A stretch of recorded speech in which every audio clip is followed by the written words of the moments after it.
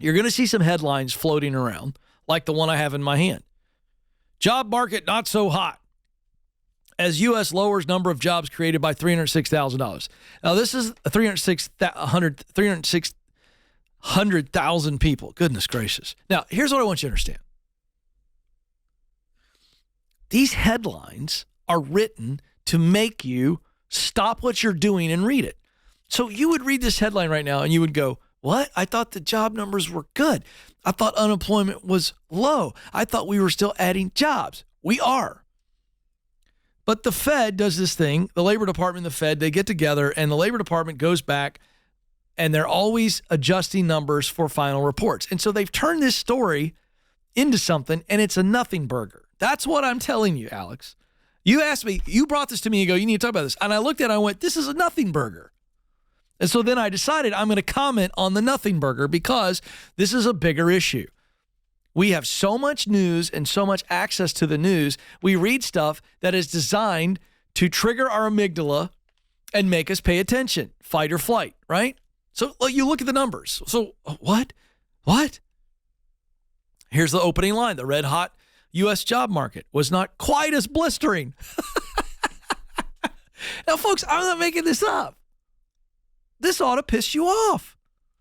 You should go, I should stop listening. I should stop allowing headlines to freak me out. Headline, job market, not so hot as U.S. lowers number of jobs created. Dum, dum, dum. It's terrible news. What's happening? Wait. First line.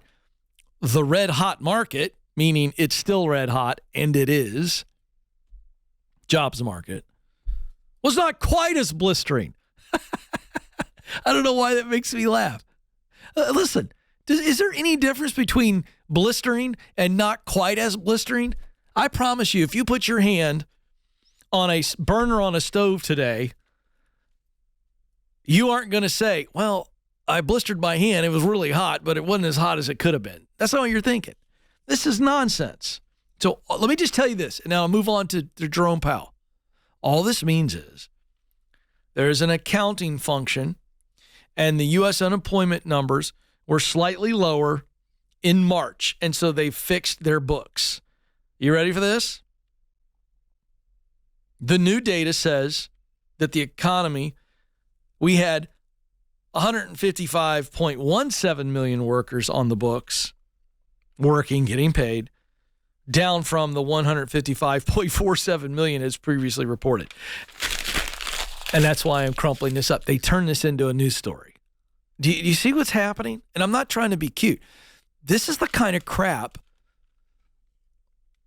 that is designed to scare you, designed to control you.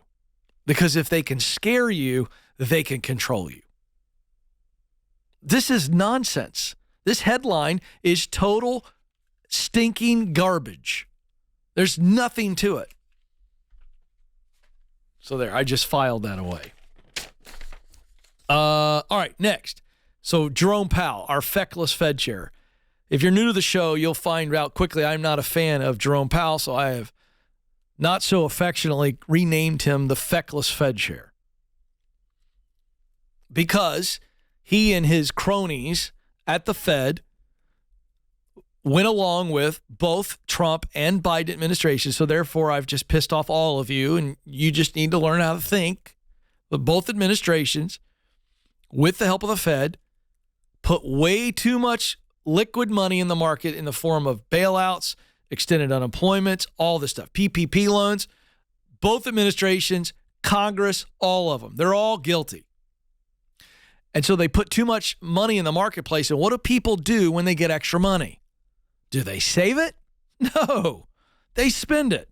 That's why you have millions of Americans that are freaking out right now because their student loan payments, which have been deferred and deferred and deferred and deferred and deferred, are coming due in October.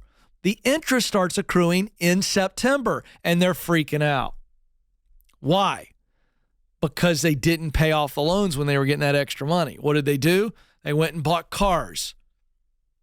They went and bought homes, second homes with zero down for the whole Vrbo, and Airbnb industry. And I'm telling you, those numbers are scary. Listen, Airbnb's own numbers. They can't rent their places. There's too much on the market. There's a glut. So all that said, Jerome Powell was party to all that. So Jerome Powell is feckless. He's no hero. So now what are they doing? So Jerome and the Fed woke up one day when inflation started taking off in 2021 like a runaway freaking freight train, and he said, oh, crap, now we got to do something. So what have they done? A bunch of interest rate hikes. He went on record multiple times as saying, we need some pain in the employment market, meaning he wants to see unemployment go up because we know historically in a capitalistic society that when unemployment goes up, consumers draw back on their spending. That decreases demand, which allows prices to go down. I've said this before. I'll say it again. As an exercise, I know it's not realistic. But if we, the people, wanted to whack inflation, you know what we, the people, would do? Cut way back on your spending for just 90 days. Like 90 days. If I could wave a wand, I would say, American people, listen to me. For 90 days, we're going to cut way back on our spending. I mean, like, no out to eat. Ken, you're a jerk. We're going to put restaurants out of business. Again, folks, the pain's coming one way or the other. I didn't create it, folks. I'm just a mature adult. If I stick my head in a bear trap, I'm going to have some pain trying to get the head out of the bear trap. See, nobody wants to pay for the pain that they created. If I'm 5 years old and I get on a bike without training wheels and I've never ridden a bike before and I wreck and take off all the skin on my leg, that's a consequence. So if we, the people, were to, for 90 days, cut our spending back big time, watch what would happen. Prices would just go like this. They just would. Grocery prices would drop. Clothing prices would drop. They just would. We aren't willing to do that. So now you got the Fed chair who's going to keep raising interest rates. The economy's still moving along at a really high clip. And mortgage rates are going up.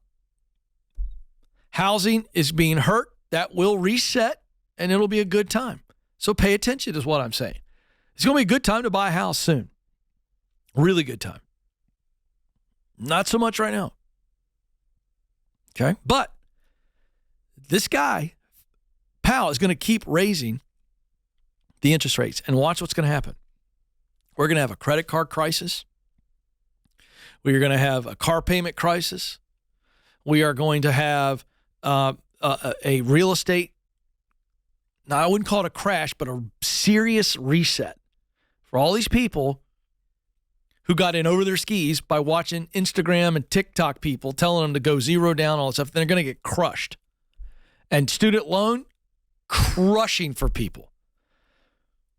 Because I don't care what Joe Biden and his administration tell you.